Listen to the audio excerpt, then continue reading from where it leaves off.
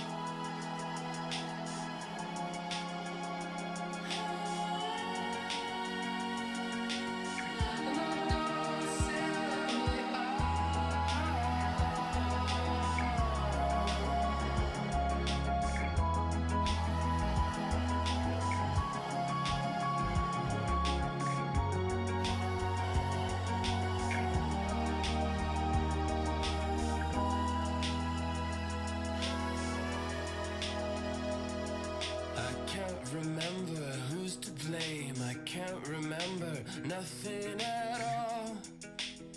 No, but I know I don't belong. I knew it all along, 'cause I'm just a space cadet with nowhere to lay my head. So write me off, 'cause I don't know anything at all. Yeah, I'm just a space cadet with no one to make my bed. So feel me in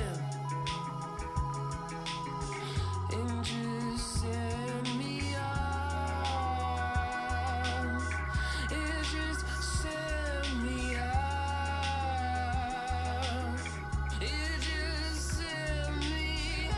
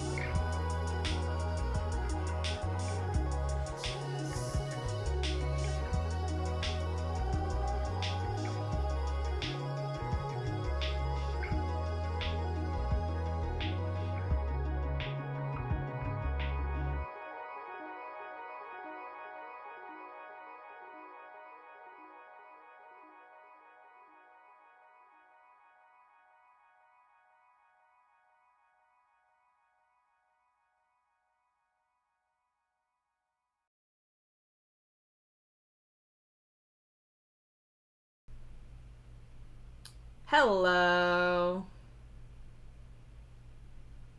Did you enjoy your mandated 46 hours of pondering what happened last time?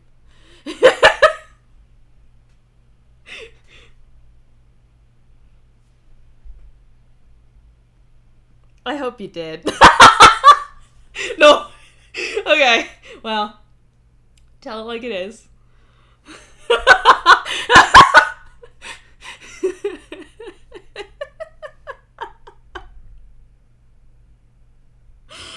Yeah, that's fair. That's fair.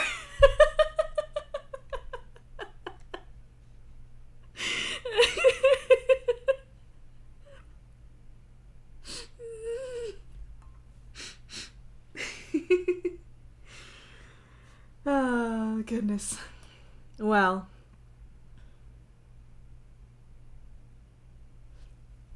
today we're gonna do something about that, methinks.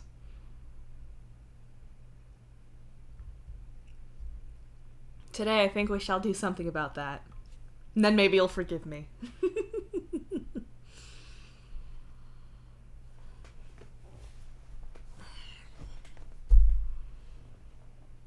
Pardon, adjusting my position in my seat.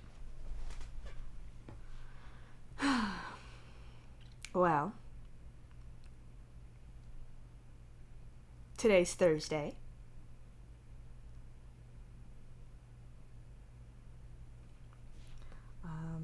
And I'm still in that sort of position where I want to say things about what we're about to do, but the things that I want to say would go better after. And so I'm just kind of trying to think of things to say to fill the time while I pull up my thing. Here's the thing.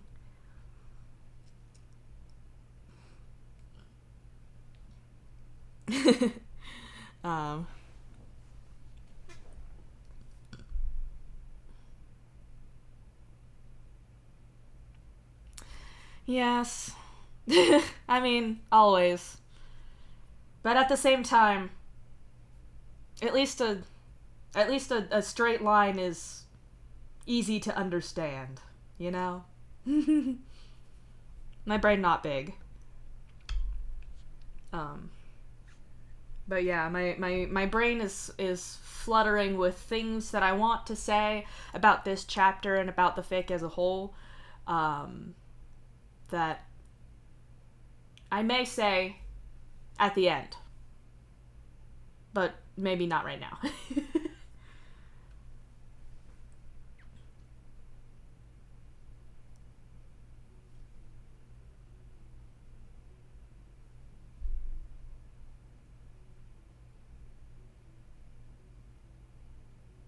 I think my downstairs neighbor has a piano.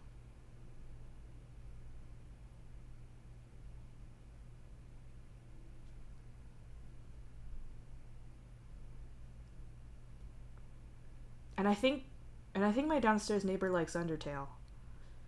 'Cause I've heard little snippets of Fallen Down and Megalovania.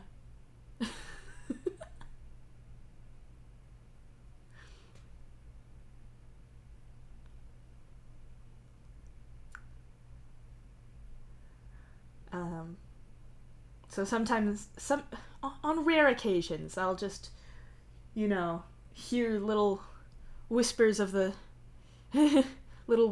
music, and I'll be like, huh, where's that coming from? It's coming from down, I think.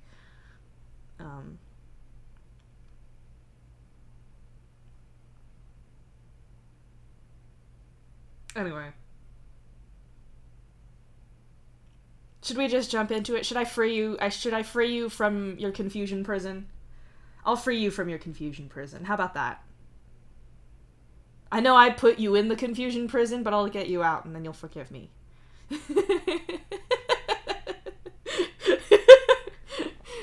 And then maybe Water will tell me I don't suck, actually.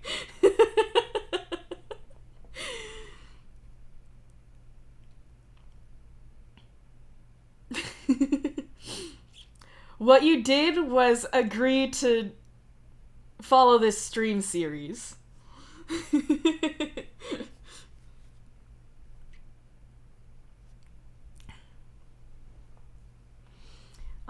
Well, in that case, I suppose I'll pick up this key here and open up the door of the confusion prison by saying to you and to and to everyone else, warm welcome to the 15th chapter of Your Words Destroyed My Planet, the stream series. If you are new here in chat, welcome. My name is Harper, but you can call me KK, and my pronouns are they, it. If you are new, please read the chat rules, be chill, and have a good time. What's going on is this. Your Words Destroyed My Planet by Unda is a million-word Homestuck fic that focuses on Dave Soulcat. It is an AU set in a future where Earth and Alternia have been consumed by a mysterious force, and humans and trolls have escaped on spaceships for their survival. As of now, it is currently unfinished. In this stream series, I aim to read the entire fic out loud by myself. I know, right? That's like almost a quarter of it. Because there's 61 right now. Do take notes of the tag. Take note of the tags on this fic. We are looking at them. That's what's on the screen right now. Not some random other thing. And do be aware that you may be in for the discussion of some sensitive topics. If you would like to read back roughly what I just said, you can type !fic about in chat at any time. And it will give you the paragraph that I look at every time I say those things. If you'd like a link to the fic itself on AO3, you can use !fic link. !fic song is a brief explanation of a very special feature of these streams, which is the pre-recorded song sequences. We had a couple bangers last time. This command sadly cannot tell you which song is happening at any given moment, but there are folks in chat who can, including me. !fic sorry is just a couple of disclaimers / apologies because I'm not perfect, and I know that, and I own that. And it's okay. Fuck it, we ball. And finally, you can use !VODs to get a link to my YouTube archive, where I'll be putting every VOD for this series, as well as anything else I may stream. I am very prompt about getting those prepared, so they're usually up within like an hour of stream ending.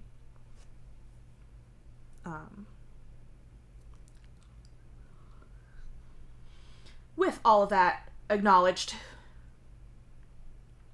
I will free you now. Be free. Be free and come with me. on a journey called Your Words Destroyed My Planet, Chapter 15. That's the name of the journey. I didn't know journeys came with titles, but this one does, and it's that.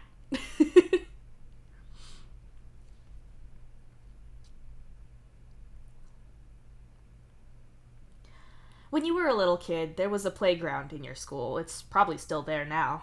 Whoever built it or assembled it was clearly an idiot, because either the angle or the material wasn't right.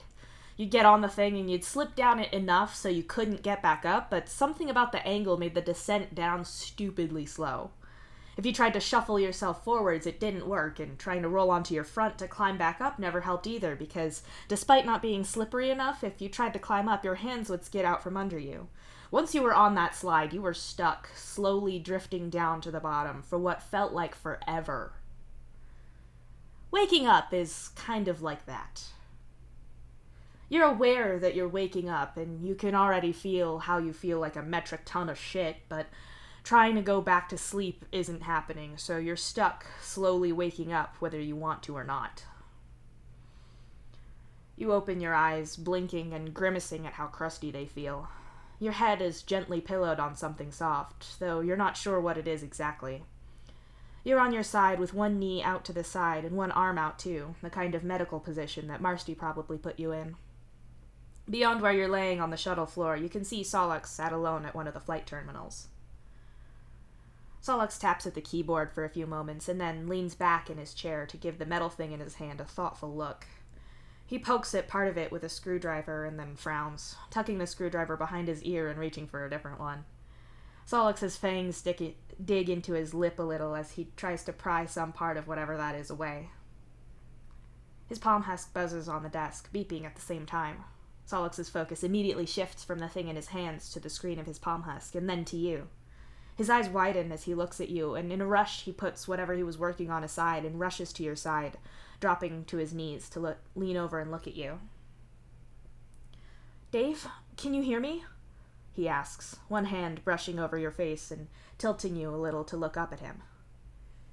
You try and do words, but it's hard, so you think you just kind of groan at him like a zombie or something. "Okay, I'll take awake at least," Solux mutters. He reaches around for his palm husk and silences the alarm on it, then drops it by your head. "Dave, I need to... where were they? Oh, right. Do you know your name?" he asks you, reading off of his palm husk. "If I didn't, you sort of gave it away." You groan and roll onto your back. "Hey, you can do words again!" "That's a fair point. I'm going to assume you being a smartass is a good sign medically. Do you know where you are?" Solux asks, glancing at his palm husk again. Now that you're on your back, you can see pretty plainly that you're in the shuttle. You and Solux seem to be the only two here, which is really concerning, to say the least. "In the shuttle? Where's the shuttle? Where's everyone else?" you ask. You're misunderstanding the relationship here. I ask you the questions and you give me answers. I've been medically deputized, or something. Marcy told me to tell you that you have to do what I say," Solix says with a scowl that's more adorable than it is threatening. You can feel the look Bro gives you without seeing a damn thing. You, might be a little concussed, maybe? Bold of her. You mumble and rub at your eyes. "You know your tears were black, right? Are they always like that?" Solix asks after a moment. You pull your hands away from your eyes and see that, yeah, the grit along your eyelids is kind of grayish. "No, it's an aqueous thing. Weren't you asking questions?" You remind him. "Right, got your name. What about who you are?" Solix asks. You rattle off basic information about yourself, your ID number, your job, your family, that you live with him and Hal. All the while, you're taking stock of yourself. You're exhausted, which is to be expected, and you're kind of bruised. Given the landing you think the shuttle had, you're not surprised at that either. "Alright, I don't think you have a concussion. Marcy said that you've got to rest for a while before you do anything, though, and she told me to make you rest if you tried to run off and get your dumb ass into trouble." Her words, Solix says. "Cool, great, fantastic, love that for me. Where's everyone else? What happened?" You ask, now that you're seemingly fine, according to Dr. Captor here. Oh, you're asking what happened? I should be asking you that, but fine, I'll tell you. You stopped breathing at one point. Marcy says you breathed your own blood in from a nosebleed or something, and that's bad for you, obviously. She did CPR, Solix says. Explains why my chest hurts. You agree, and gingerly touch your ribs. She didn't do any real damage, though, which is nice, and it means you probably weren't out for long. Right. We had to jettison the fuel, which exploded almost immediately after, so that was a good call, and we came in for a really bad landing. Out of sheer fucking luck, we somehow crashed down about 500k away from Omega Base. I managed to work out where it was, despite all of our communications being shot.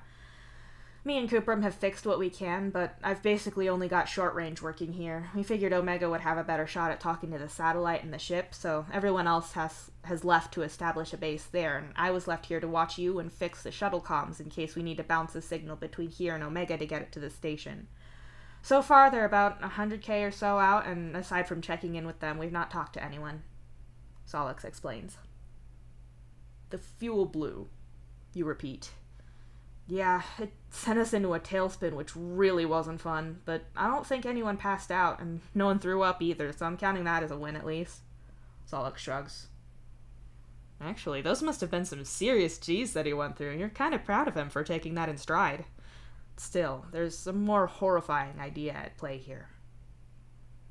The shuttle and the Atuan might think we exploded or died in the crash, you say in horror. Yeah, that's not great. I think it's why Polypa wanted to get a message back ASAP. Solix nods. You close your eyes for a moment, but no, there's no way of reaching Aradia from this far. Okay, gotta get to work. You grunt and force yourself upright.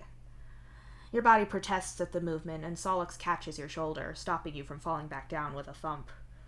Whoa, hey, what happened to not doing dumb shit? Look, here, if you want to be upright. Solix reaches a hand out, and his bag across the room bursts into the air, only to come crashing down well out of reach for you. Fucking psionics are coming back, but they're still not right yet. Solix grumbles and pulls for the bag again to grab it. He pushes his bag behind your back, giving you something reasonably padded to lean on and still be mostly upright. Different gravity here, too. Even normally you'd have to deal with that, you point out. I didn't think about that, Solix admits. He picks his palm husk again and looks at the screen. You realize with a start that it's displaying your vitals. There's a monitor similar to the one you gave him stuck above your wrist. You get to see your pulse spike as the old panic of having medical shit done to you and observed about you without your consent fully hits you. You have to remind yourself that it's just basic information, and Marcy probably put it on you so that Solix could know what to do. You can take it off if you want. You're fine.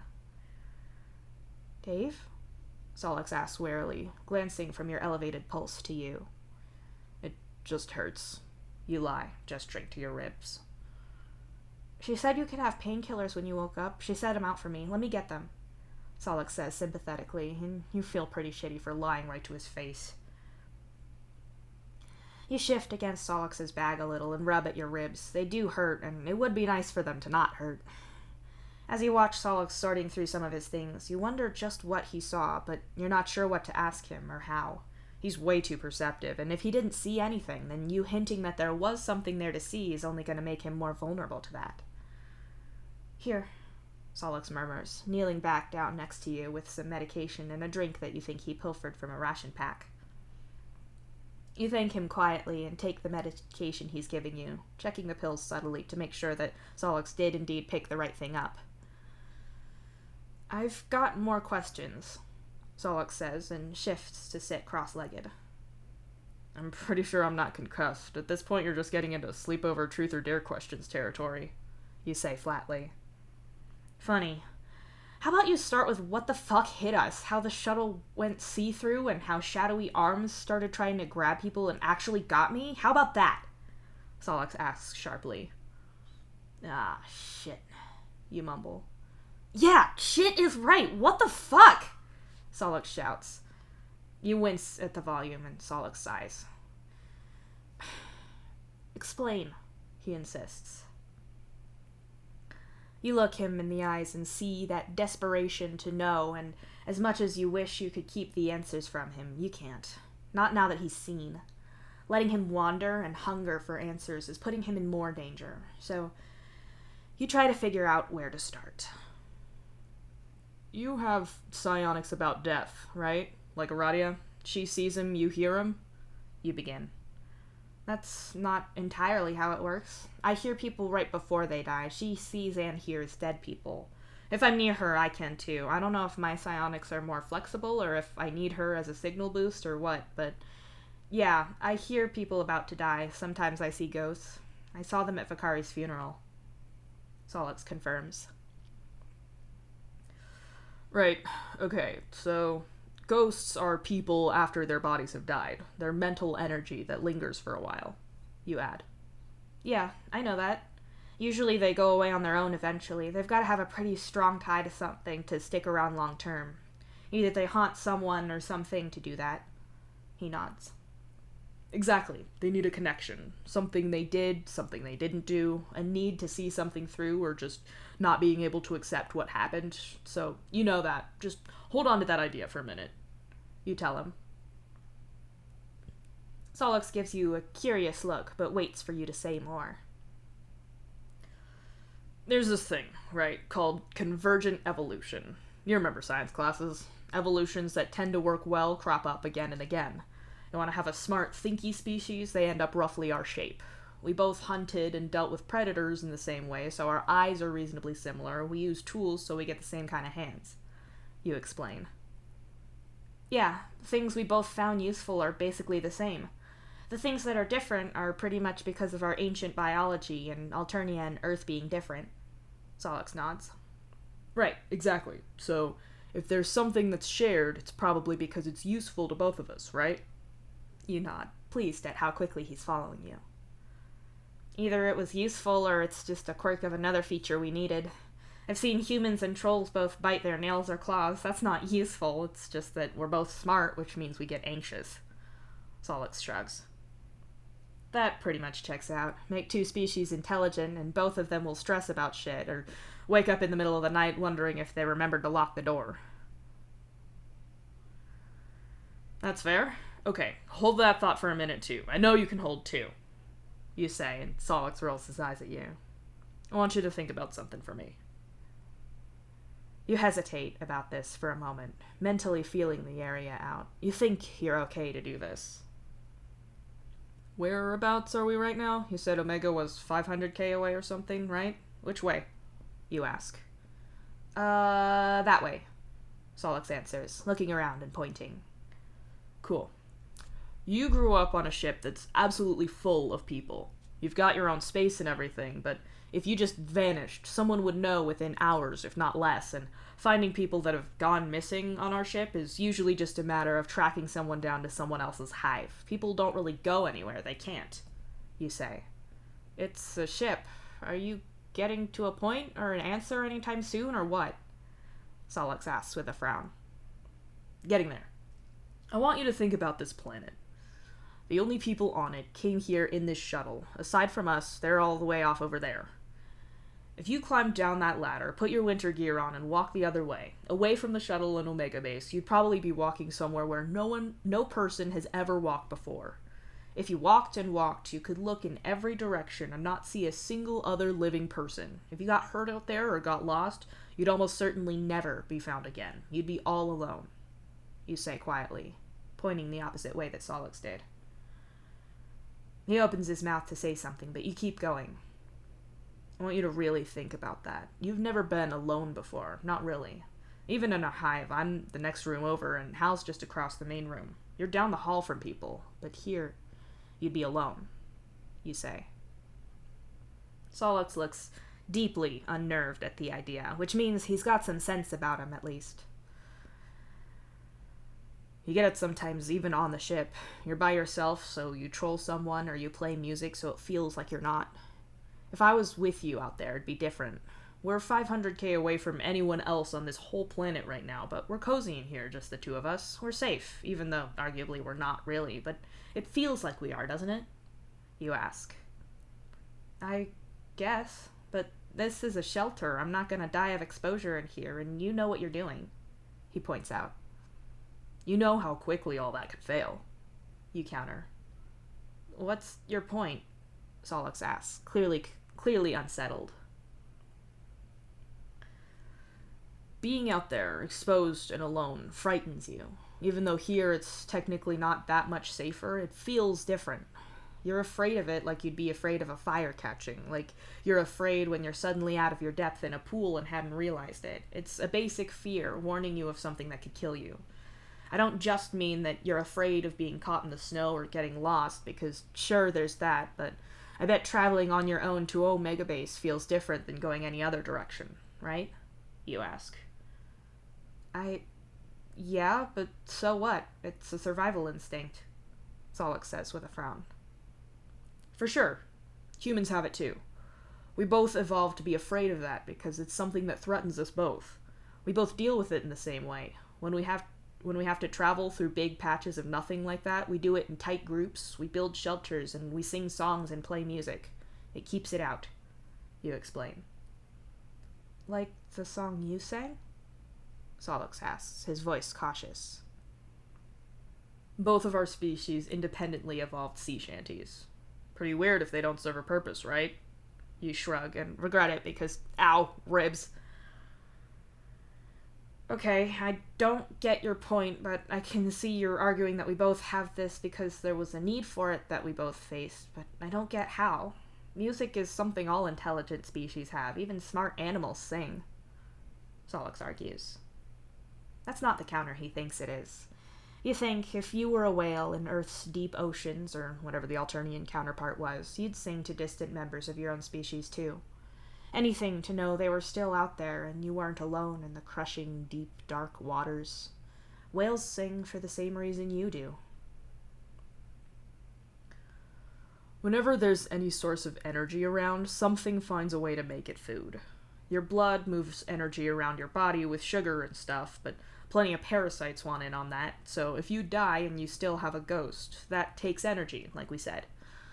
Ghosts exist off of energy they put into stuff, people, ideas, and they hang on to it for as long as they can. You go on. You're saying... Solix trails off. The idea is clearly coming together for him. You're saying there's something out there, whatever it is, that preyed on both of our species, that we have an instinctive fear of because it, attacks us when we're alone? You're saying that thing that hit the shuttle was that? He asks. You nod. Solix stares at you and then looks at parts of the shuttle's hull. You think that's probably where you started getting things leaking in. It takes him a bit to formulate what he wants to say next, but his voice is quiet when he does speak. So, this thing, what's it called? He asks. People have all sorts of names for it. I tend to go with what Mom called it, the Void. But there are other names. The Darkness, the End, the Great Devourer, the Wild Hunt, although that's kind of a... You know how you get backronyms where there's a word and people say it was an acronym for something? The explanation is invented after the word? It's kind of like that, because people don't call it that before they find out what it is, so I think it doesn't count, but whatever. The Void is easier for me. You tell him. You can all but hear the frustrated rants Mom used to go on about inconsistent naming and whether that represented different ideas or not. As a fan of the Adventure Zone, may I suggest The Hunger? What is it? He asks you. Smart question. I don't really have an answer. As far as I've heard from what people have found, it seems to have always been around.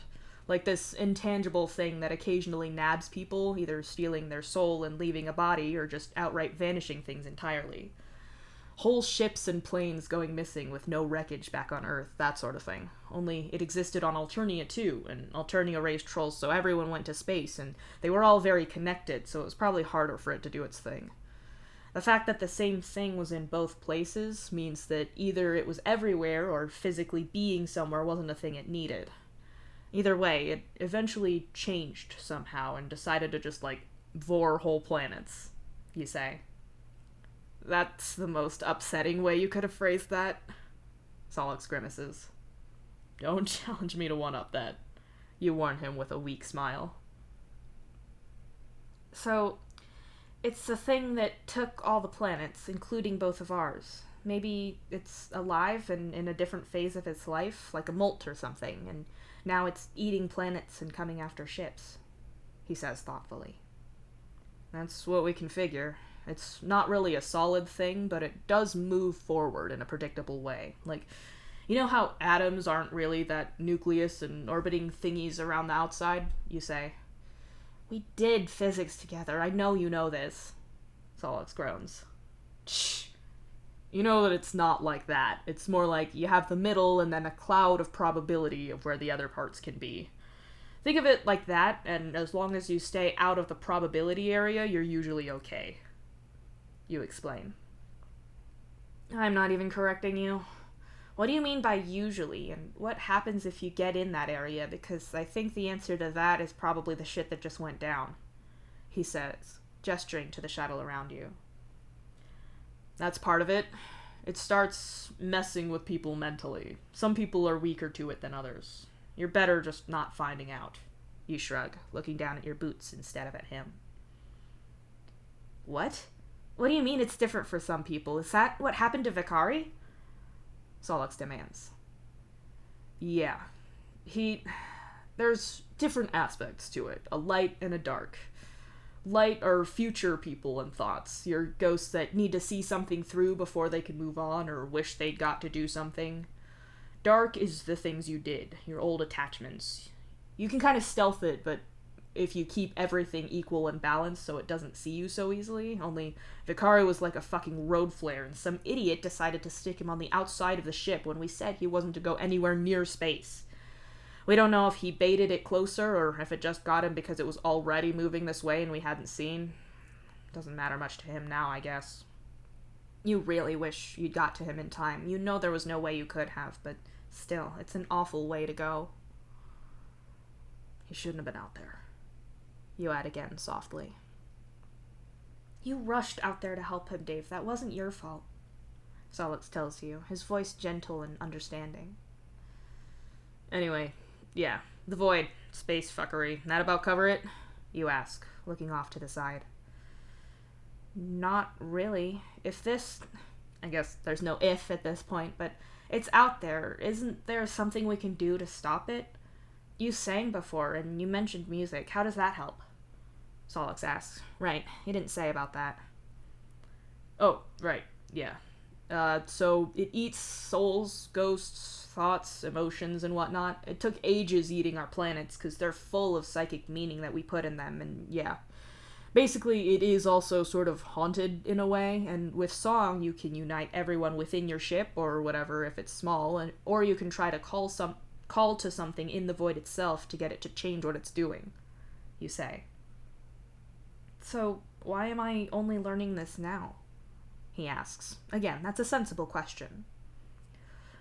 Because if you know it's out there, you're gonna get a few reactions. Firstly, people are going to be even more scared of it, and fear makes people dumb, and it feeds on that, so you're just giving it an advantage. Secondly, humans are still pretty big on religion, even if trolls aren't, and that's a lot of concrete answers about life after death that you really don't want to open up to everyone. We're already on the edge of extinction as is, so there's no way we're going to do something that definitely start bloodshed.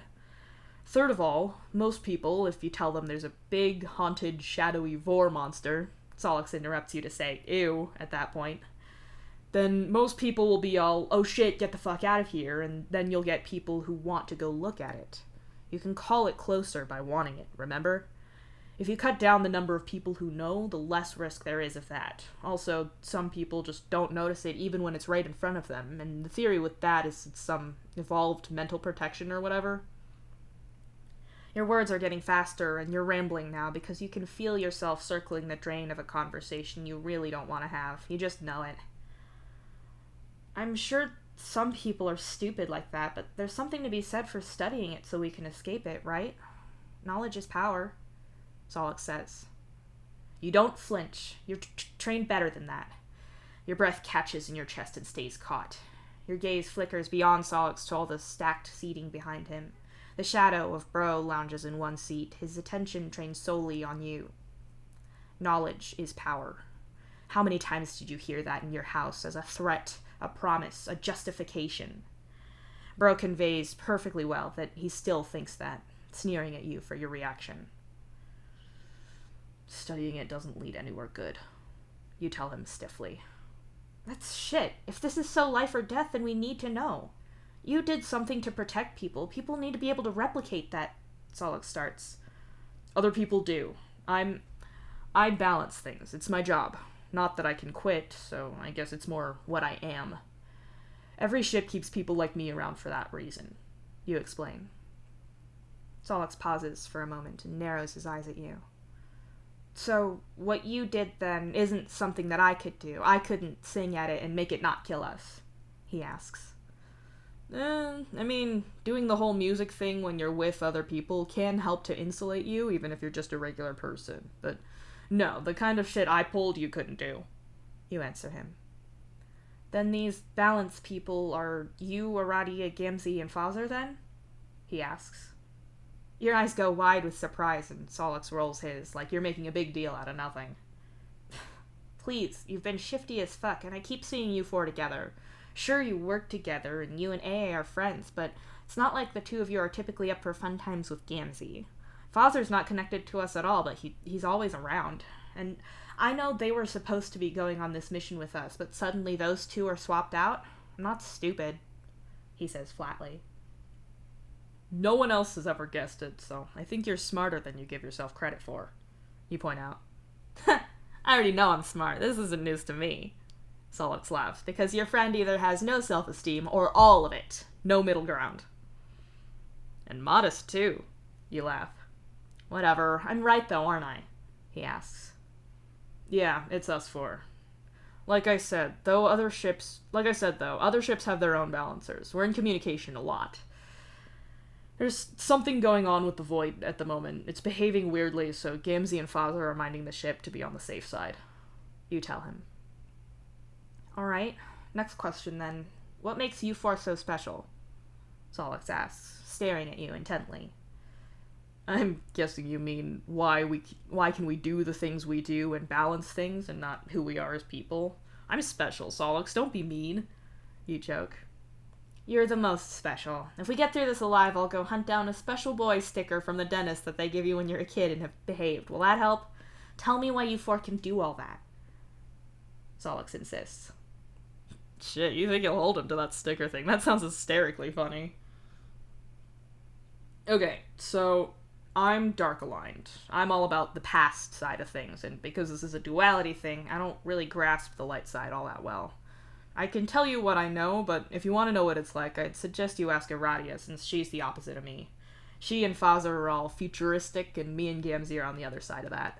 So, for me and him, you essentially have to make a connection to the Void, which is basically a connection with death. It's more than just seeing someone die, because otherwise hospitals would be full of people like us. The hows and whys of it aren't all that fun, but basically, we're haunted, and we've got a connection forged the right way that means we can use that ghost as, like, a go-between and channel it ourselves. I think it works similarly for future people, but, like, Aradia's haunted by the ghost of a descendant she has that doesn't exist yet. If you can figure that out, you let me know. You laugh a little at that last part. Bro's face shifts into a sneer. He's not really a fan of Damara. It's not like the ghosts can hurt each other in any way that matters, and the only people who can understand his words are people on your side.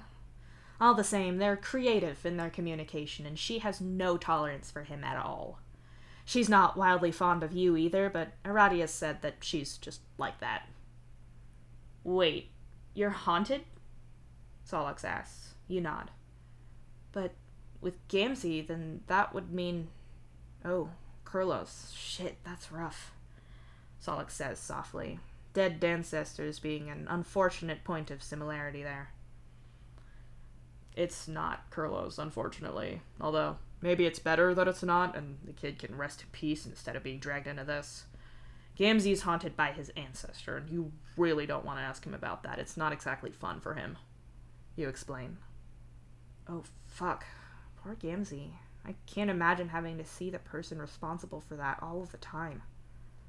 Solix says with quiet horror.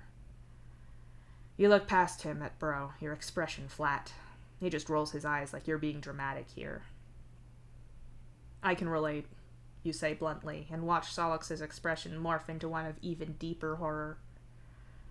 Wait, you're telling me that you're haunted by... He starts. Bro, you finish, before he can call Bro your father, because he's not. Dad's your father, and the only one you've ever had, thank you very much. Is he here, now? Solix asks, looking around like he could see him, when you know he won't. Yeah, he isn't always, and before you ask, it's not as bad as you think. You answer him quickly. Bro fades away, clearly not interested in what you're about to say. Of course he's not. He's not always around. I can make him leave when I want to. He can't hurt me, and the worst he can do is give me nightmares, but I get those anyway thanks to the shit I was put through as a kid. I'm the only one he can reasonably talk to besides Gamzee, who doesn't talk to him, and GHB, who couldn't care less about him. He has to do what I make him. I've got all the power. If anything, he's stuck in purgatory to make up for the shit he pulled. He doesn't want to go anywhere, so he works to keep me alive. Neither of us like it, but it is what it is. You shrug. Solix stares at you, and then, slowly and carefully, crawls closer and hugs you. Oh, I'm fine, you tell him, kind of thrown by the gesture. It's not fine. Shit, this is why I'm saying that we should study this stuff so someone else could do this and you could get an exorcism or something. You shouldn't have to do that. Solix insists, pulling away enough to look at you. It doesn't really work like that. You shrug. Not much else to say on it. But people have to have studied this, right? Could we push the void back? Stop running and keep it away from a planet or whatever? Can we kill it? Reason with it? What can people like you do? It can't be a secret forever, right? I'm sure people could science the shit out of this. Solix says, making your blood run so cold it could be Gamzee's. They shouldn't, you say. They should. Lives could be saved. We could maybe even stop running or... Solix starts. Okay, so I'll tell you.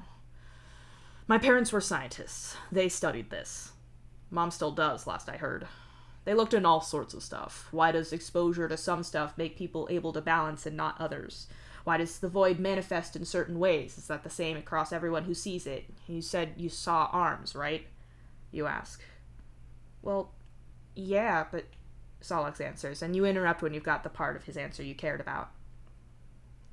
Exactly. So you get data from people who have seen it and compile all of that, but then the problem is, how do you know that it's not something they're talking about and priming each other to say? Also, is it a visual thing or a psychic thing? It doesn't appear on video. Video with it either doesn't show anything wrong or the video just glitches. So is it a visual phenomena or a mental one that you just perceive as visual? In order to test that, you'd need someone who hasn't heard about what they're supposed to see. Better yet, if you can get someone who can't see and just find out if it appears psychically and how. You go on in a rush. Wait, Solix starts, his eyes going wide. And you're a very important scientist with a very important job. Sacrifices must be made, but it's hard to get subjects for something like that. But hey, if you have a kid, you're the person who signs consent forms. You can cram your 6-year-old kid into a pod so small he can't even walk around in it. And then when he won't stop doing that, you can strap him down and then push that pod all the way out to the edge of that zone where people fucking die and set him so all he can see is endless empty space and see what that does. You can do that over and over. You can try running him through intelligence tests while you do it so you can see if it affects cognitive function on your own kid. So you put the kid and his biological father, who is also your fucking research assistant, into another pod and get so close that the void starts possessing that research assistant, and your son has to assemble his ghost together over the years like a fucking jigsaw puzzle, as the thing that's biting his soul into chunks makes him worse and worse and torments all of your other children too. You snarl, venom rising out of you through the septic wound that is your own childhood. I'm sorry, Solix says, leaning forward in a rush to hug you. Sorry doesn't... You stumble to a stop as his fingers stroke across your cheekbone, a gesture still so alien to you that it actually throws you long enough for him to talk. Laika. That's why you're Laika, isn't it? I read about her, and you didn't deserve that, he says into the side of your neck, and the words make you freeze. Solix's hand moves to the edge of your face and just touches your hair. No one knows, do they? That's why you lie so much. Solix mumbles against your skin. Disjointedly, you realize you can feel one of his doubled canines near one of your arteries, although you're not scared of him. If anything, what he said scared you more. Rose knows some. I can't tell people about the void fuckery. It put them in danger. She thinks it was an isolation experiment. Dirk and Hal were mad at me then. Bro wouldn't even call them that, and I was his only son going to work with him. I couldn't... Dad knows some, about as much as Rose. Jade knows some bad science shit went down, that's all. You answer him numbly. Solix pulls back, trying to keep concern on his face, but you can see the anger there, too. You suppose he's angry for you. You don't tell anyone? But someone has to know. They took you away from your parents, he insists. Mom's work was way too valuable. They weren't gonna space a mind like hers. They took us away and killed Bro instead. They kept her under house arrest for like 2 weeks before she broke out. You shrug. Who else knows? You have to have told people, not just me, he asks, clearly desperate for the answer to be yes. Gamzee knows about all of it because I know about his stuff. Aradia knows most of it, Fazar a little less. The captain knows everything, but she knew a lot of it before I even got on the ship. Sam did the job before me, so he knew all of it, kind of mentored me in more than just tattooing, which, as a side note, I need to tattoo you soon, I guess, just so people know that you've seen void shit. You tell him blandly. But the psych tests we have to go through, don't they... They must know, right? I had to go to therapy after Matuna, and this is so much worse. Surely you had to talk to someone about all of this. A professional, I mean. Solix insists.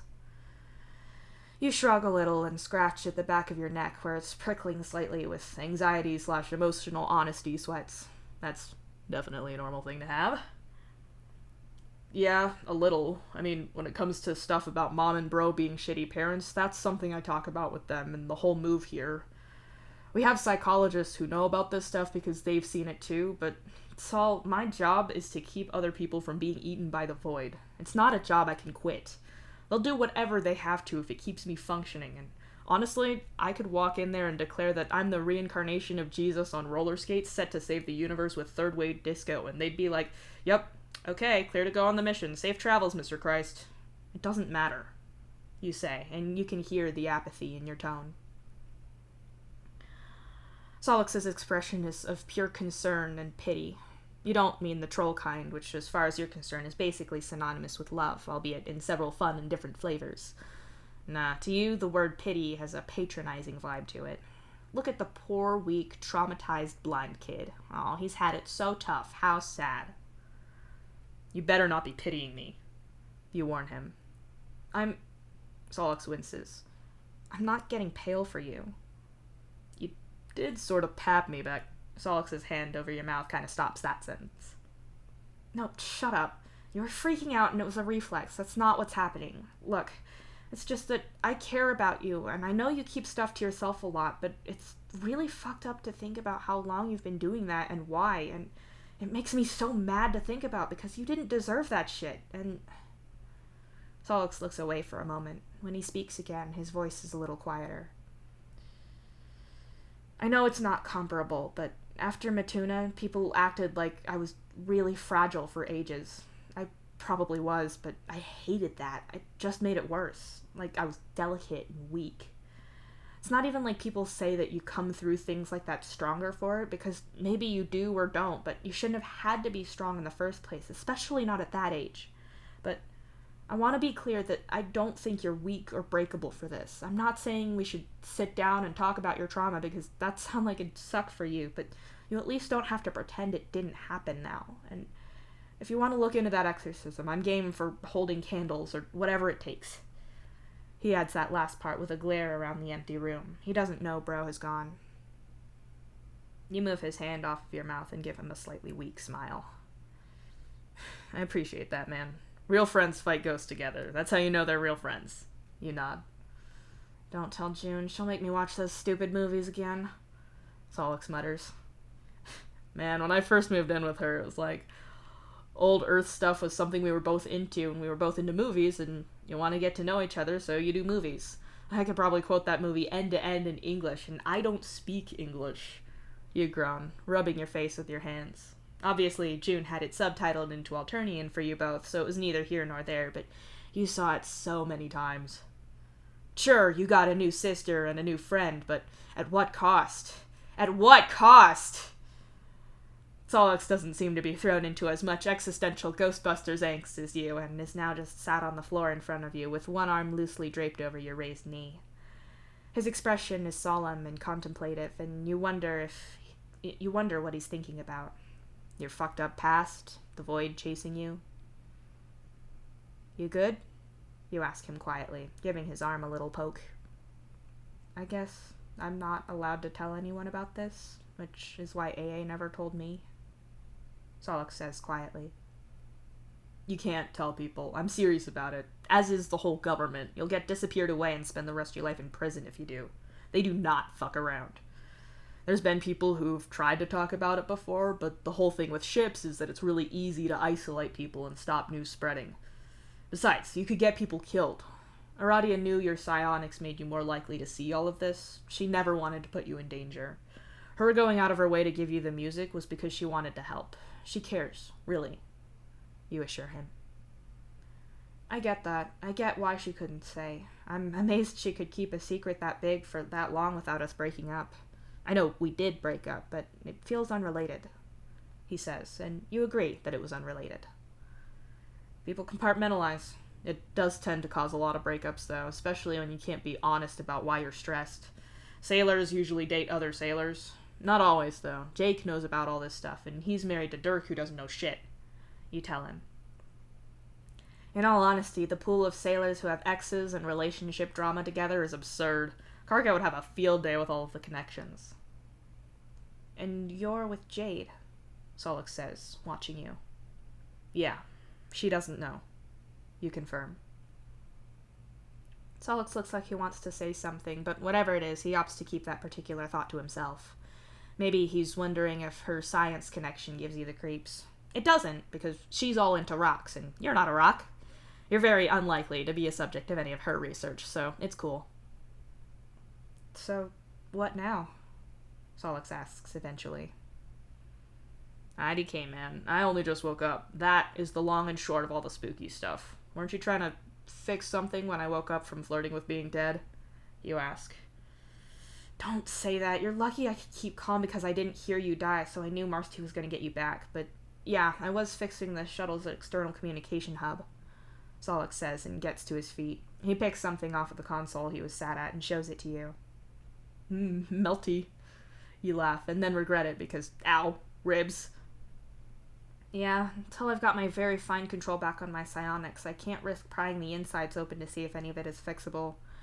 Beyond that, I'm just using the square wave bots to bounce signal around and waiting for Coprum to contact me, Solix says glumly. Oh, if you go in the medical kit, there's little rehydration powder things in there. I have it on good authority that it makes the suppressants wear off a little faster. I also have it on good authority that they taste like ass, so make your own choices there, I guess. You inform him. Literally taste like ass or metaphorically? Solix asks as he sits down at the console again. I wouldn't know, but I'm also not asking Nastasha because I don't want to know what him and Kunil get up to when they're alone. I just gross myself out by thinking about it. You say with a grimace. That's so much no right there. So much. I'm gonna chance it anyway, Solix says and heads over to the nearby and open medkit that you hadn't spotted. He was probably ready to use the things in there on you. He had painkillers out already, but you weren't watching where he got them at the time. Solix was probably really worried about you. It's not like there's a happy, fun way to be introduced to this shit, but everything really went sideways back there. He was probably terrified. Hey, I'm sorry things got so bad back there. It's normally not that bad. I know I got us here in one piece with flight helping, but I swear I didn't think it was going to be this bad. I wasn't putting you in this much danger on purpose, you tell him, desperately needing him to understand that you mean it. Solix looks up from the medical kit, his hand halfway out of it with one of those rehydration sachets secured. He gives you a sort of curious look and Straightens up, one hand on the back of the chair that the medkit is on. I figured as much. You might have to lie to people a lot, but you promised that you weren't exposing me to something that dangerous, or you didn't think you were. It seemed like a situation that went bad unexpectedly. I wasn't blaming you. I'm pretty certain we'd all be dead if you hadn't done what you did. Solix says simply. He never even thought to doubt you. Oh, good, you say, so quietly that you wonder if he heard you. Out of interest, what was the plan? What went wrong? Solix asks, returning to his own seat and reading the back of the packet of rehydration mix. Normally when things are all fine and it's a small mission, we go half and half. That's when we're all in one place and we just take the one shuttle. If it's a double and it's all fine, then you get one pair in each and the ship would be without us. Normally they don't go all that far, and because they're thinking about us, it's reasonable protection. We're never usually this close to an unreality field. You explain. Unreality field? Solix asks, glancing up at the words. Like I said before, that cloud of probability thing, it means that the void can appear in bits and outright take people like Vicari. Sometimes it's a total one-off and there's nothing anyone can do, which is what we thought happened. Only it's been happening to other ships nearby, so it means it's actual unreality. It's... God, how do I explain it? Basically physics and reality gets a little gummy and weird. You can glitch through stuff or have things just vanish. Systems fail for no obvious reasons. You start. The lock on Vicari's helmet, Solix says quickly. Exactly. The void was talking to him, dragging all that future wanderlust out of him, and things inexplicably move out of the way to allow that to happen. People hear and see things that aren't real. You get hauntings go nuts. When you get close enough, you get mass delusion. Anyone like you who's seen it is more prone to hearing and seeing it. It's a bad, bad time. We couldn't leave the ship unprotected like that, but if we didn't come here at all, the Carapacians are doomed. You tell him. So you did both. I already like that as a plan. Go on. Solix says, and tears the little packet open. I thought you would. When it comes to balancing, I can be on one end of the ship, and Fawzer can be way on the other, and we can still even things out together, so theoretically we could fly shuttles really close and do the same. You elaborate. I already know the spoilers said it didn't work, but can I guess that it's because you weren't on the same ship and there was a gap between us? I get what you mean by the feeling that you mentioned. Cooper was talking about how when we got to the space station, we might need to go outside and fix things, and the idea of fucking up a tether to the station and just drifting off is... It makes me feel sick thinking about it. Like how people say they're scared of heights. So the gap between us and them outside a ship is different than a bigger gap on the Atuan, right? Solix says, with a little shudder. Hey, you're natural at this. Yeah, we knew it was a risk, but we thought we could do it. It was going fine until the void started pulling all futury on Aradia. Whatever it's been doing has been affecting the light balancers on all the ships, and she started going all Vicari.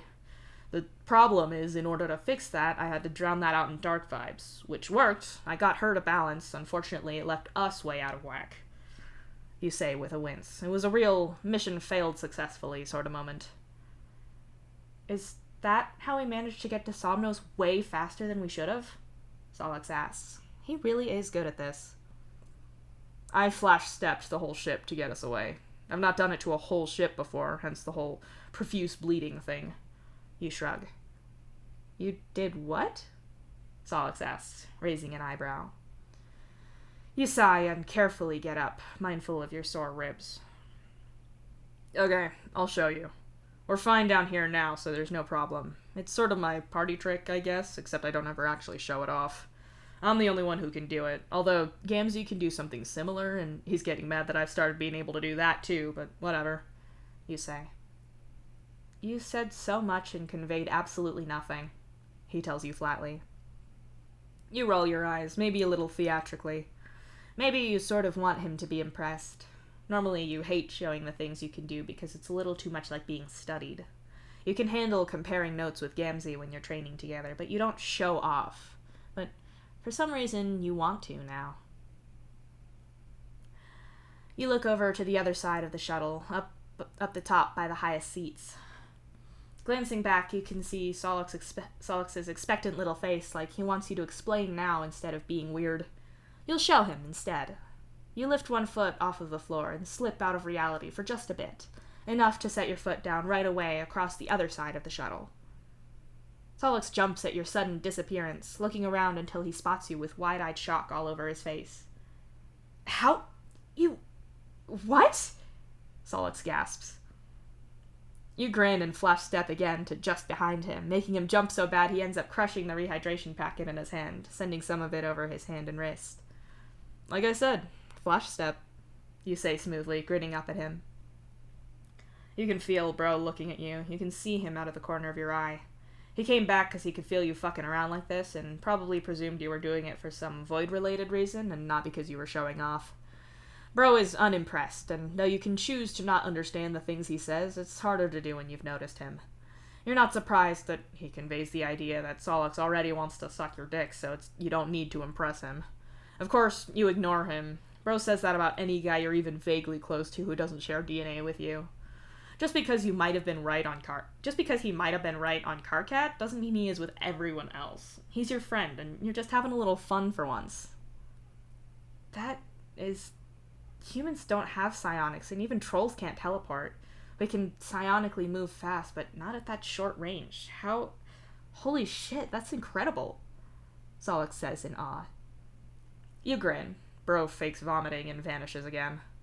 This'll probably earn you some unpleasant nightmares, but you're used to him. Whatever. This is worth it. I try.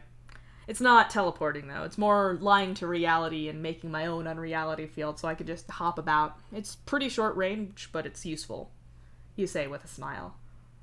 Wow, I'd say I'm jealous, but I'm not. I'll pass on going through what you had to in order to get that, but it's nice that you've got some cool perks at least. It's very anime. Solix laughs. I know, right? I'm devastated that I can't show my siblings, because they're all giant goddamn nerds. They love that shit. You agree. Your older siblings especially would go nuts for it, for sure. Hal would for sure.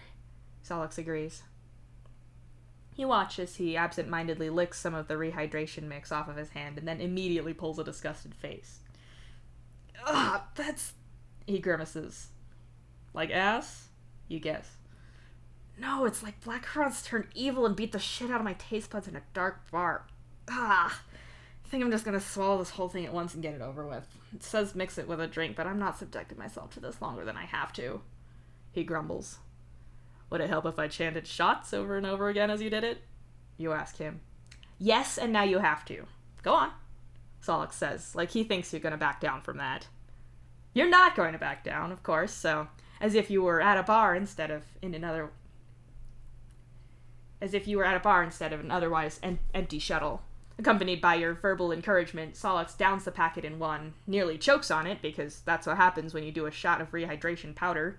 So, naturally, when he starts drinking water to wash it down, you switch to shouting, chug, chug, chug, because you're the very best friend anyone could ever have, of course. That's the dumbest thing I've done in a while, Solix rasps after a few moments, then coughs and has another swig of water. That's what Jake said. You snort. Solix pauses and then squints at you. Did you just insult Dirk when he's not even here? Solix asks incredulously. I could have had a better audience for that, you're right. But when the chance to insult your brother appears, you just have to go with it. I'm sure he knows somehow, psychically, through Big Brother magic. Like, he'll be at work, sit up and narrow his eyes, knowing that he's been burned, but not how, why, or by whom. You explain. This is just the wonder of being a younger brother. He'll probably blame Hal, Solix says after a moment. Perhaps. That's also super funny to me, though, so I went either way, you say with a grin. Solix makes a thoughtful noise and rubs at the slightly purple mark on his hand now. You don't think he wants to try licking it again. Actually, you're lucky he took his gloves off at some point, even if both of you are still in your spacesuits besides. I'm gonna take this off, actually. We're on Somnos now, so I don't need it, you say, and start to undo your spacesuit. Yeah, I worked out how to get my gloves off, but seeing as I need this suit in one piece to potentially save my life, I was a little hesitant to try to get out of it, seeing as you never showed me how. I'm also terrified of Porum to a healthy degree, Solix says. As are we all. Let me help you out, you offer. You show Solix the complicated way the suit undoes, and he remarks that he's pretty surprised that Marsty was able to do CPR on you with your suit still on. Of course, that's all part of the design. She did suggest having defibrillators put in there, but given how rarely they're used versus the chance to set things on fire by accident or taser an unsuspecting wearer, they decided not to do that. You get your suits safely stowed away and figure that you'll go take a look around the shuttle. And I'm gonna take a look around my house. I'll be right back.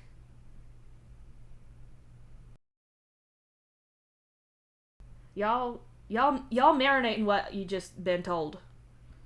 Y'all absorb now. I'm gonna play you some absorbing music.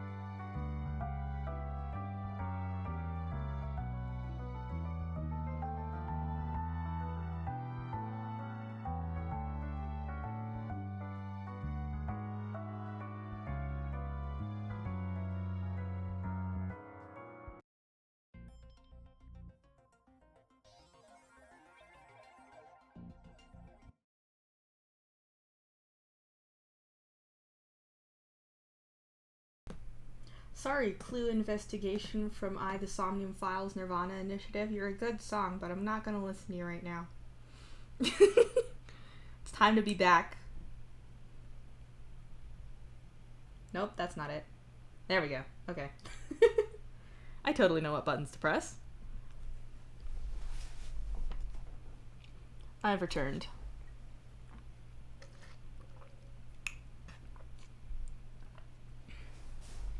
How was the absorbing? Did you absorb? Are you starting to understand?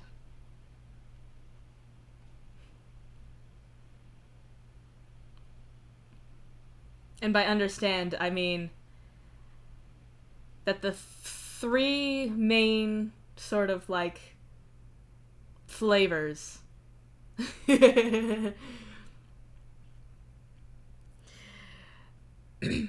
the three main sort of flavors around here are space, music, and ghosts.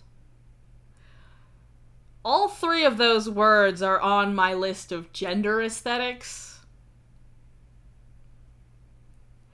When I said that Your Words Destroyed My Planet was engineered in a lab to appeal to me personally, I meant me personally. It's very fun. So, I hope you are understanding why this fic made me like that when I first read it.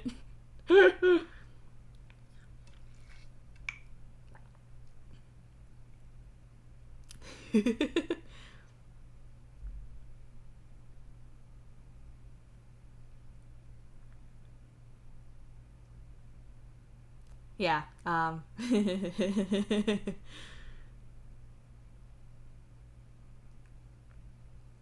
it's very much. I was destined to live here. To live here. This is my house now.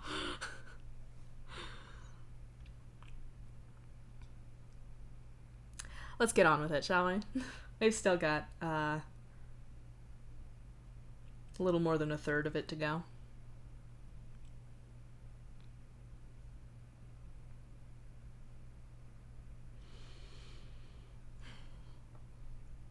As you'd expect, all but one of the vehicles are gone, along with a fair amount of the supplies, but that's fine. You're not planning on hanging out here for all that long. Actually, with the food that's left on the shuttle, you could, if you wanted to, survive for months without leaving. There's extras set there in case you want to make it out of orbit, but something fails and you have to wait for rescue.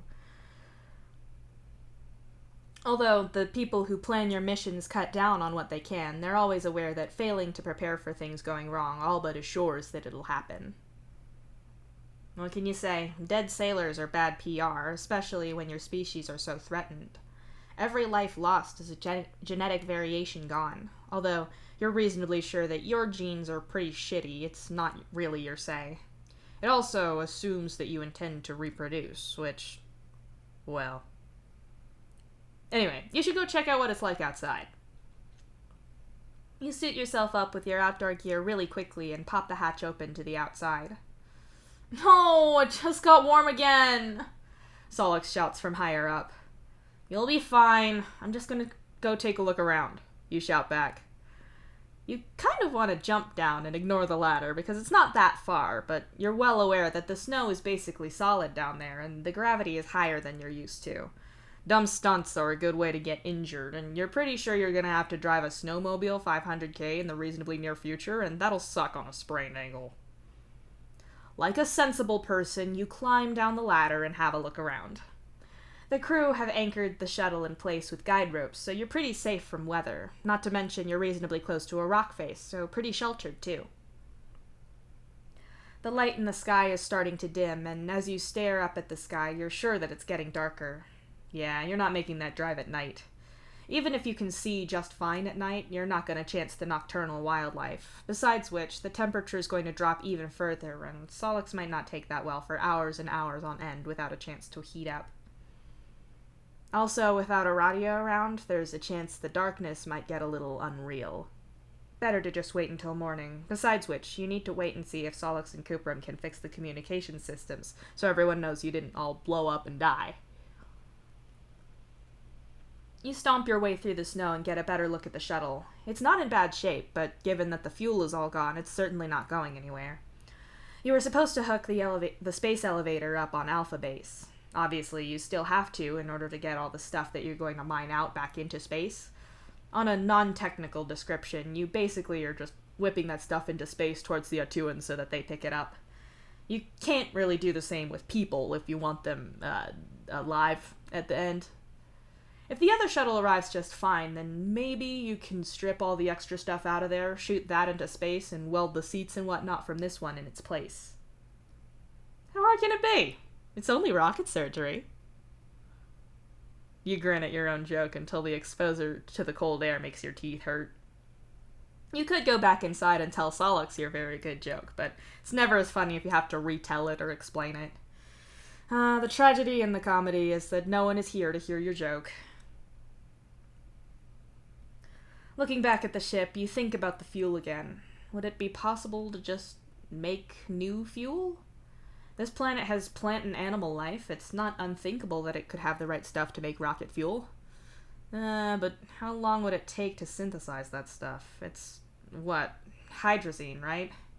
Damn it, you took a test about this. What's the chemical formula for hydrazine? You have a vivid memory of studying for that part of your sailor's test with Jade, and mostly just being more interested in hanging out with her and Beck. You passed the test with flying colors and almost immediately forgot all the chemistry part of it. Instead, you remember how nice it was snuggled up with your girlfriend and your dog as you studied. That was when she was using that strawberry shampoo, wasn't it? Good job, Dave. Way to retain the useful information. Heaving a sigh, you go back to the ladder and let yourself back inside the shuttle. You change back out of your outerwear and then climb up yet more ladder to get back to the main part of the shuttle. Tentatively, you rub at your sore chest. It's definitely gonna bruise, but it's still better than being dead. You let the cold in. Solix pouts as you pass him. It's okay, heat rises, you'll be fine, you assure him, and walk over to your locker. Well, hey, that sure is your blood on the floor, all dried on and everything. You should probably clean that later. For now, though, you open up your locker and rummage about in your bag to find your tablet. When you're done, you have a quick check on your instruments and see that they are delightfully not broken despite the landing, so it's good news there. You go back to Solix and take the seat on the side of the console that's next to him, but not occupied by an open medkit. What are you doing? Solix asks as he minutely moves a screw around psionically, probably testing to see how much control he has back yet. I just need to check something to do with the shuttle, you answer him, and open up your tablet's search feature. You're away from Atuan's internet, but your tablet stores an eye-watering amount of information, as does the local drive of the shuttle. It's mostly physics simulators, designs for things you might have to make, chemistry and biology data. Basically, a glut of information to help you slap together a plan in a sticky situation, and all the simulators to help you check if something will work without having to do it for real and have physics bitch slap you and break your stuff. So, hydrazine. Inorganic compound, chemical formula N2H4. You groan as you read it. The moment you see it, you know that you knew it. Alright, enough flashcard science. How do you make that sucker? You click through a few things and end up vacantly staring at a page about how you make hydrazine with bleach. That's doable. You do not have that much bleach. Can you make bleach? Hydrogen peroxide is just H2O2. You have hydrogen and oxygen. You've got loads of snow about, and that's water, which is H2O, just more oxygen. It's just fancy water, or spicy water, if you will. How hard can it be to just slap another O in that formula? You look like you're about to melt your think sponge, Solix observes. Remember how I said that to do my job you have to be sort of okay at most of the jobs? I'm at a level where basically anyone here, if you said, this is what I need you to do, I could probably do it. I know enough to get the instructions and to more or less assess the problem myself and do it, you ask. Yeah? Solix says with a dubious look at you, probably not unwarranted. Obviously, I need to run things by Polypa and the science nerds on the ship if we can reach them. We don't have any fuel, and that's bad, so I'm just working out how to make more. The thing is that, generally speaking, if I think to myself, yeah, how hard can that be? More than a couple of times, I'm either thinking about something that's completely easy or something I dangerously do not understand. You explain. Seeing as rocket fuel is super good at exploding, that's not great, Solix says slowly. Yeah, I'm either overthinking or underthinking. Looking at it, I should be able to make it as long as I can find all the raw materials, get the process right, and store the rocket fuel right afterwards. If I can do that, then it should be fine, you say, with another doubtful glance at your tablet. 2 things. Yes, I know, but shut up. Solix gets to you before you can even comment. Firstly, you just listed all of the steps there, which is not reassuring. Secondly, how much are the science nerds going to like you making rocket fuel yourself without any quality checks? This sounds like you're making it like someone brewing illegal moonshine in a tub in their wardrobe. You're saying I shouldn't label it Dave's good old rocket fuel? It'll put hairs on your chest? You don't think they'll go for that? You ask innocently. Something tells me no, but I really want to ask Nepeta if she still has that sticker maker from when we were kids so I can make that. Solix laughs. Mentally, you start designing terrible stickers that Nepeta could make for you, but you're taken out of your designing reverie when Solix carefully pries the machine part open with his psionics. He makes a noise of interest and floats a teeny tiny screwdriver over. He goes about fixing the communication part, and you just watch him. It was always nice watching your older siblings tinker with things, either in code or physically. You know the basics of how to do both, but the same urge to build and break never really passed to you and Rose. All the same, you always really enjoyed watching them work. June and Jane were all about the sciences. You and Rose were all about the more traditional arts. Rose is into writing, you're into drawing, which became tattooing, and both of you lean heavily on music. Of your brothers and sisters, you and Rose are technically the arty ones, but even saying that, there was always something in the way the 3 of them would design and make robots, put their code together, and assemble everything that always seemed like art to you. It's the same with Solix now. He has all the focus of someone doing delicate line art. You're pretty sure you don't look like that when you fix things. You think you're mostly just trying to glare it into submission while remembering whatever instructions you've been given. I think, Solix says as he clicks the unit closed again, that should work. I can't promise it'll hold out into orbit as it is now. Maybe if I scavenge some parts for a new casing, but it should work fine for where we are now. Hey, that sounds great. Good job, you tell him. Well, now I just have to go outside again and stick this on the outside of the ship, Solix says, and doesn't move. It's getting dark. It's only getting colder, you warn him. Solix sighs deeply and gets to his feet, trudging to the ladder. Next time we go on a mission somewhere, can it at least be without the extreme temperatures? I just want a normal room temperature planet, Solix says. I've been to those. Went to one the trip before this. It was very hospitable to life, you say with a smile. That was the one with all the aggressive megafauna, wasn't it? Aradia showed me the pictures, Solix says suspiciously, and you just grin in reply. He rolls his eyes at you and heads down out of the room. If Solix is getting changed, you really should tattoo him soon. Maybe you can get dinner in you both first, because you're feeling pretty hungry by now. In the spirit of saving time, you go back to your bag and dig out your travel kit for occasions just like this one, and when you found it, you sit back at the flight console. Curiously, you tap about through the screens available to you, happy to see it when a pop-up announces that it's connected to the communication system again. A few minutes later, you hear the shuttle door slam shut again, right as the communication channel opens up. It's from the space station! Feel it to Shuttle 2! Shuttle 2, do you read me? Nepeta's voice comes through, a little fuzzy, but totally understandable. Feel it, this is Laika, I read you! You say back immediately. There's a short delay between each message, but it's not all that bad. Certainly better than if you were relaying a message to the Atuan through the space station. Laika, what's your status? We lost you and we saw your fuel detonate.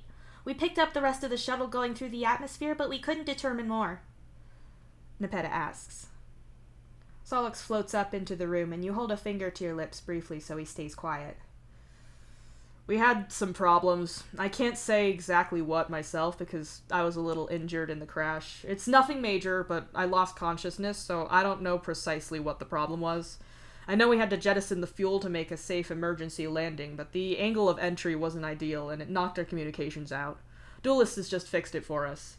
Everyone else was fine when we landed, and Ryson took everyone aside from myself and Duelist to Omega Base since it's only 500k away. I'm fine now, no lasting injuries, and communications are back. All things considered, we're good here. You tell her.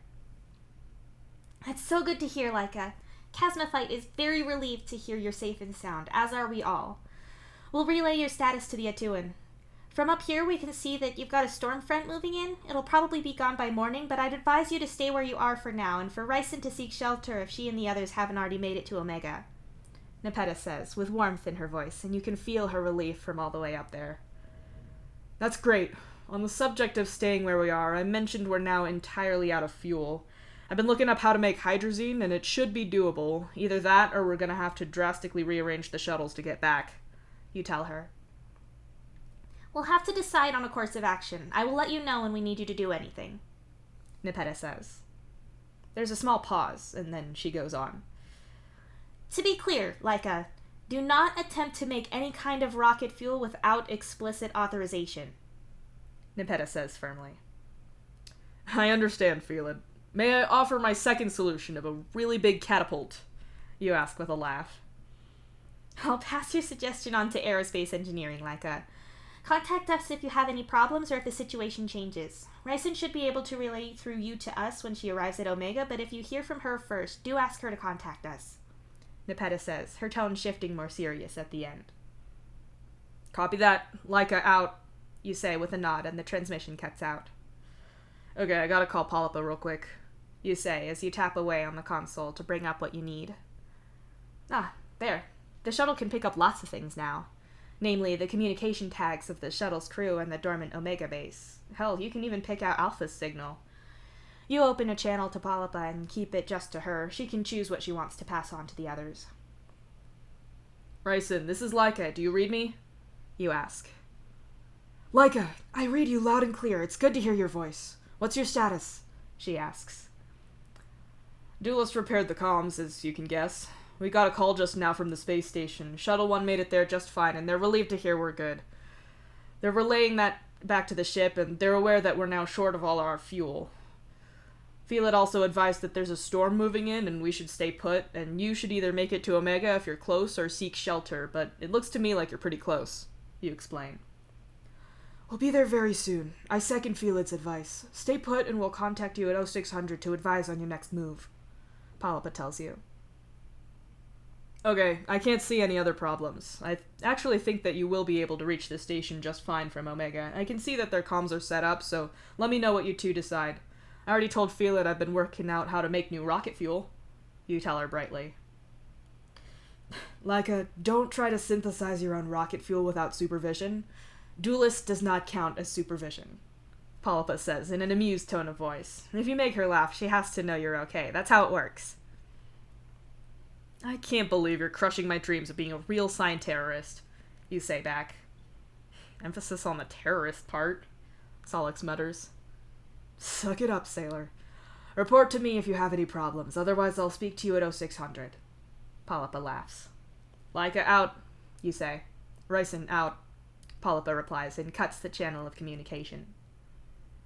I am also team no high explosive manufacturer in our shuttle, just for the record.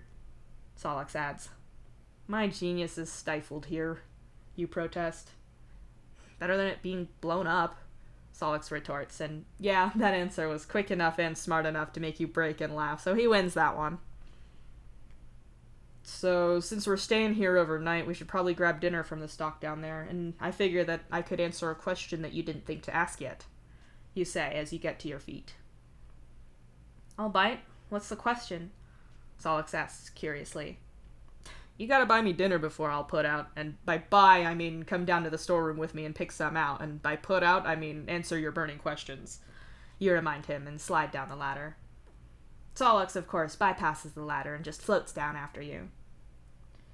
I'd figured that Jade didn't just ply you with ship-issued food to get you to put out, he remarks as you grab one of the boxes of rations. Yeah. You laugh a little weakly, and then realize that your knife is still on your suit. You shuffle over to where your suit and Solix's are both hanging up and snag your knife off of it, unfolding it as you go. So, I don't know if Polypa went over rations with you when she did your cold weather basic training, you say as you drag your knife over the tape holding it shut. She said that'd be your problem, he says simply. That it is. Well, okay, so rations usually aren't great. They have to meet that metric of being enough for us given what we're doing, but also not so heavy that we can't carry them with everything else. On top of that, anything we get has to be suitable to be sent through a shuttle launch, nothing that'll go weird with vibrations, and nothing that could catch fire or leak and cause a problem, any of that. So, those are all very big concerns. Taste is a little below that. Most of them are alright though, and fun fact, my sister helped design some of the desserts that come in some of these, since she's got a knack for baking and, a medical degree. You explain, and rifle through the box. Solix leans over to have a look as well, pulling one sealed plastic meal pouch out after another and reading what's on each of them. Whatever you do, don't eat the chicken parmesan. I don't care if they say they've redesigned it, I don't trust like that. You warn him. How about South Alternian honk beast curry? You ask. Solid choice. Come on, I'll show you how to cook, you say, picking your own spaghetti meal out. You hold the bag between your teeth and climb the ladder back up to the main area. You both go to you go to both your bag and Solix's and pull out the meal equipment that you packed in both. The tray is pretty neat. It goes from a totally flat sheet of metal that's useful for a bunch of other stuff to a food tray with all the right dents with just a teeny electric charge in one part of it.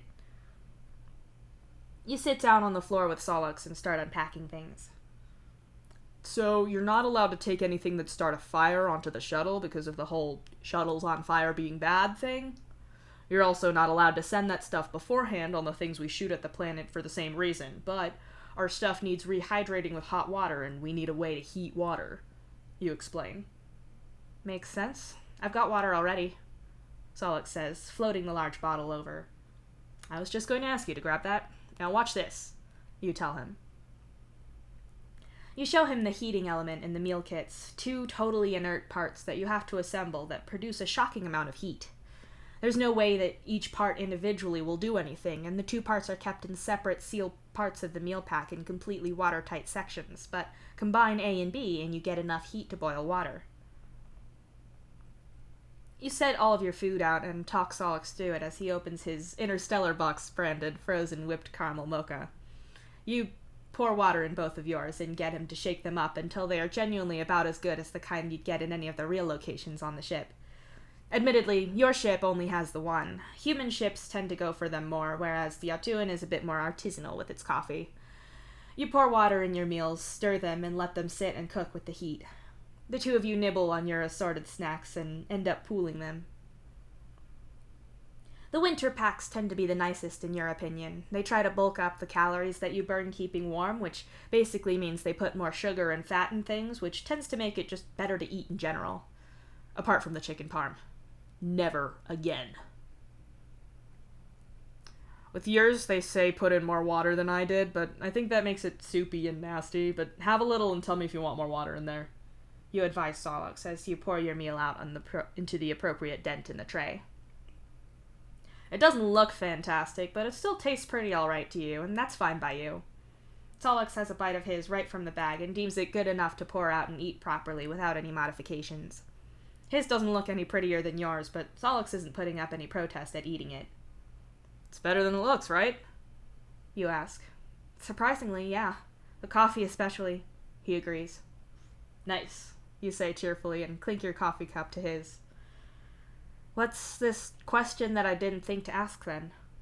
Solix asks as he takes another spoonful of his honk-beast curry. The question is, if you're not allowed to tell people who don't know about all of this, how do you know who you can tell and who you can't? because it's not even all sailors that know about this. You saw people during that whole thing. Jade doesn't know. You tell him. How can you... Never mind. How do you know who knows and who doesn't? Do you just have to memorize everyone? Solix asks, opting to not voice whatever the first part of that was. I'll show you, you say, and reach for the neck of your suit.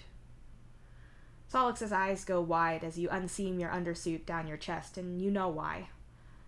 Across your chest, up your sternum, is a tattoo in ink that's normally invisible. Marsti fudged the truth and said it was UV ink, which it's not. It's EV ink. Extra visual, that is. Electric vehicle ink. No. Once you've seen the things you've seen, you become aware of it all the time, meaning you can see things that you couldn't before. It's possible to make tattoo ink that has the same properties. Don't ask how that's made exactly. I just know it's a pain in the ass to get. It glows like this when you've seen beyond normal stuff. You explain as you pull one arm free of your suit and lean forward to show him your bare hand. The tattoo on your hand and on your chest are basically the same thing, just scaled and placed differently.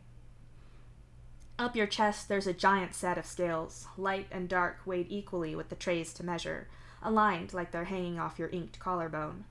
That's the one thing you're salty about when it comes to being human. When you tattooed Gamzee's chest, you don't have to work around nipples. Although, then again, when you get tattoos, you don't have to detour around grub scars, so you win some, you lose some. The scales on your hand are set on the back, stretching between your thumb and forefinger, a smaller replica of your chest. I've got it on both hands. That way, when people who know about all this see me and don't already know who I am, they know that I've seen, and because of the scales, they know I'm a balancer. It's only us who get the scales. We're pretty firm on that, but other people get other things. Nepeta has Purby stripes up the sides of her hands. You explain. That's why you're into tattoos, Solix says in realization. It's a reason. Sam was kind of a mentor to me. Same with Gamzee, and he was the tattoo guy for his generation of sailors. That's why, after he recovered but before he died, he just went into doing regular tattoos for anyone, but he'd still do extra when it was any of us. You say, and shift your shoulders so Solix can see Laika properly. Your namesake is tattooed in regular ink, so anyone can see her, and you're proud to have her on your skin. Just as art on the black ink part, she's lovely, but when people can really see her, she's so much better. Laika's fur was white and dark brown, a shade achieved by blending your skin tone with a shaded black, but the pure white of her fur and all the stars beyond her are alive with the glow of the EV ink. Solix makes a noise of wonder, leaning in to look at her better. He doesn't touch, but for a moment he looks like he's going to. Everyone has these, then? Solix asks you, getting to the point you wanted to make. Well, not big stuff like this, but on your hands, yeah. Just so you don't say the wrong thing to the wrong person. You explain. Solix seems to think about that for a moment. He takes your hand gently so he can look at the tattoo there, and you're pretty sure you know what he's going to ask next. This is kind of a mandatory thing, then? He asks. It's more of a very heavily advised thing. People won't talk to you about any of this without it, and look, I can do it for you, and I can be really fast, and my ones heal really well. It doesn't even hurt all that bad at all. Way better than it used to be way back when. The techs come forward loads. You assure him. Solix's thumb claw moves over the scales on your hand, gently scratching over the skin and nudging at it curiously. He could be trying to work out how deep the ink goes. It can't be scales, then. Any other restrictions? He asks. Nothing I'd have to warn you about. I generally don't tattoo the kind of people where I'd have to say, hey, don't ask me to ink a slur into your skin, thanks, and I'm pretty sure you're good there. What did you have in mind? You ask him. It's a dumb idea, Solix starts to say. I love dumb tattoos. Puns, fun little cartoons, all that stuff. I love it. Lay it on me, you say encouragingly. Can you do a battery symbol? Solix asks. Your eyes widen. The whole history with psionics powering spaceships as effectively batteries is long and awful. If someone were to call Solix that, to call him a battery, then Carcat would be getting involved professionally. You're not a psionic or even a troll, so you're not sure. On my middle fingers, Solix adds. Oh. Fuck the idea of being a battery. You like that. Clever. Okay. You wouldn't do this for someone who wasn't a psionic, and it's not a tattoo visible to that many people, so... Yeah, you'll do it. Right here? You ask, catching his hand and touching the part of his middle finger between his knuckles and the first joint of his finger.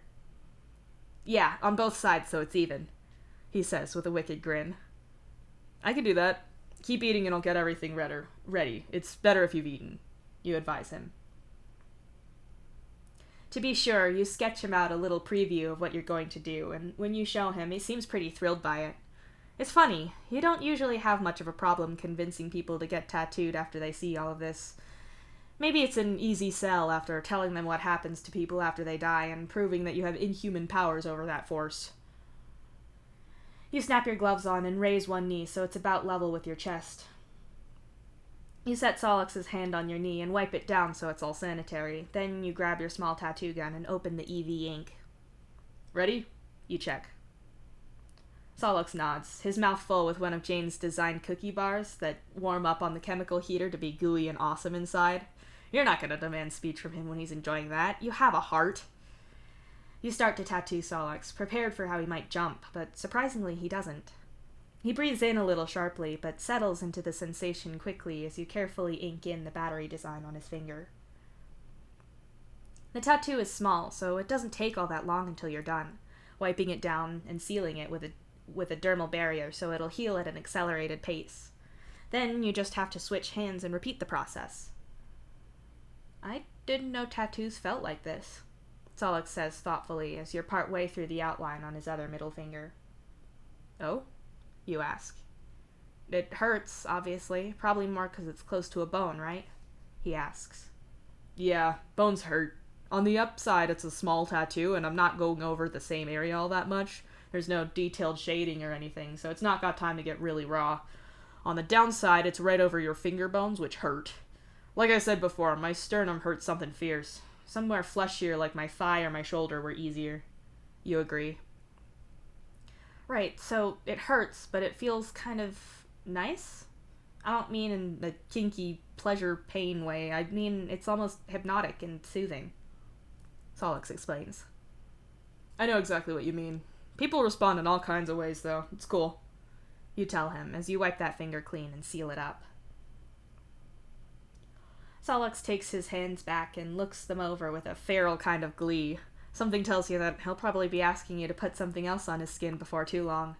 You wonder what he'll go for and where. You could do something nice on his arm, maybe, although he might want to be symmetrical, which would present a fun mirroring your own art challenge for you. When you're done packing your little kit away, you look up at Solix to see that his smile has faded a little into something bittersweet. Solix? You ask, making him look up from his hands. Mituna would have thought that these look great, he says as he looks at them again. I bet. You agree. Solix frowns, and after several seconds of silence, he meets your eyes again. You said that the void has people in it. Dead people. Solix begins. Ah. When we were flying and I could hear Aradia singing, I saw him. Not just in a flash, but I was him for a bit. I didn't imagine it. I know what I saw. He insists. You sigh and click your tattoo case open and shut a few times just to have something to do with your hands while you try to phrase this right. It's not all that unusual for people to experience something like that the first time they wake up and see this stuff, but it happens more with people who have lost someone. I don't know what you saw exactly, but it was probably something close to when he died. You can end up picking up those memories a little. You explain. He didn't feel like he was about to die, and he didn't feel ghostly at all, Solix tells you firmly. I don't really know what to tell you. Like I said, it's different for me. I got into this stuff young, and a lot of people describe things visually, and that's not really the sense I relate to all this with, so I'm not the best person to compare things to. I'd suggest that if you want to wanted to compare seeing memories and ghostly things through the whole void way of doing things versus death-based psionics, you'd be better off asking Aradia. You advise him. I guess. It just felt like he was still alive is all. Solix says with a frown. Now that's got to be a shitty feeling. His own brother, and yes, you know Matuna is technically his ancestor, but you'll call it what he is, which is his brother. He's off out there alive somewhere, and Solix can't do anything about it. The idea of that is hellish. There's not much you can do about it. Even if Solix seeing him and having an experience wasn't basically confirmation that the guy is dead, you all know what his fate was going to be. Your eyes linger on the glowing symbols on Solix's fingers. That's the thing about batteries. They're disposable. It's gotta be shitty, and there's nothing you can do about it.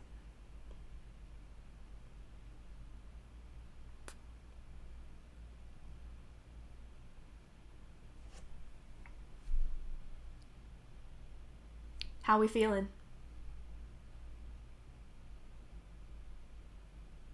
How we feeling, chat?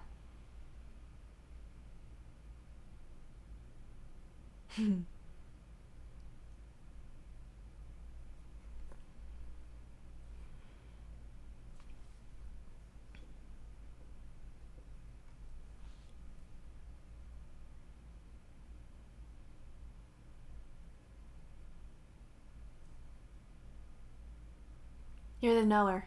You're the knower. You know now.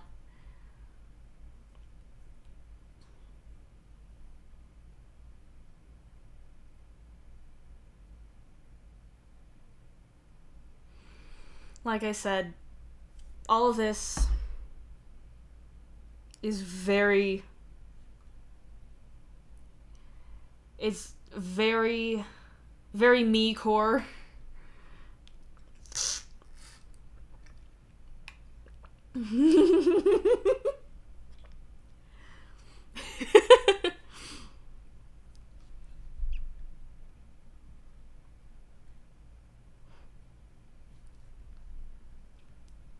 Sure, Dave. Sure.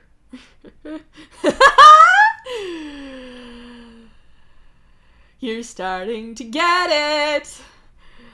You're starting to get affected by the same brain rot that took me.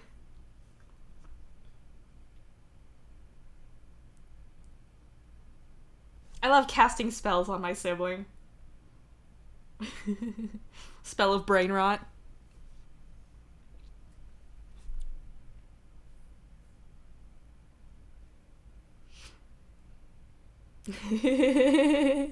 It works very well. You're very effective at that. You've rewired my brain multiple times over. Our problem.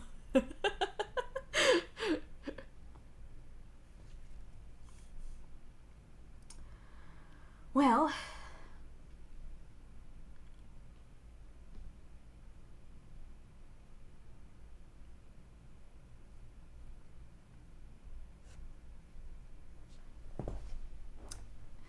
I hope that now you will hate me less for leaving, because now you have the answers.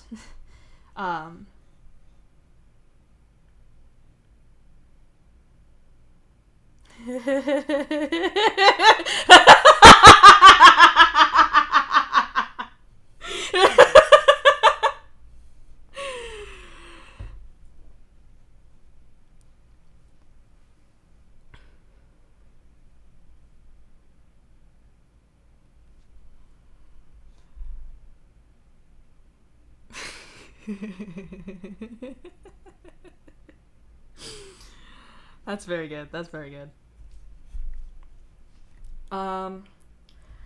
Well.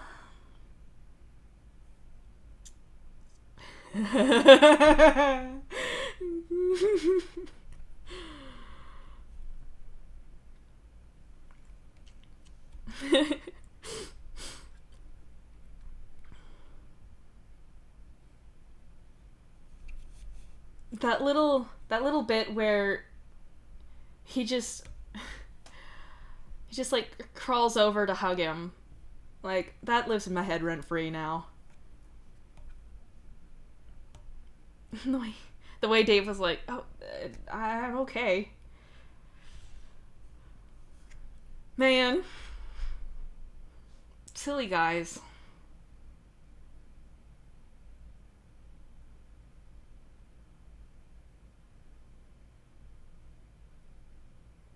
The guys are so silly. They live in my brain. Well, I'm going to go ahead and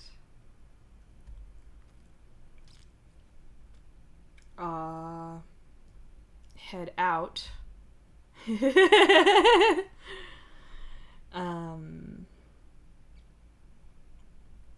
am going to do so y'all heard from my good friend Rain in chat earlier, and they are now live.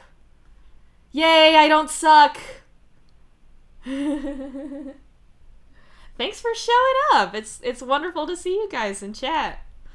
I would do this to an audience of 0, but I appreciate that I don't have to, you know?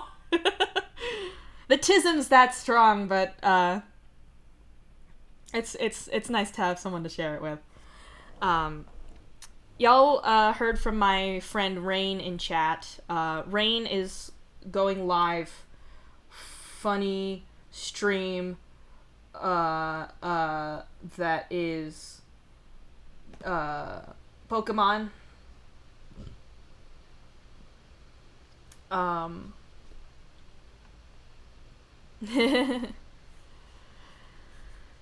And so I am going to now learn what it's like to raid someone from the streamer's end.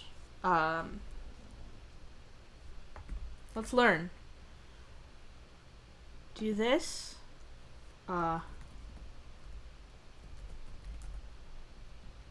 Yeah. Just this. Yeah. The good idea haver. I hope that you all have a wonderful night. Thank y'all for being here. And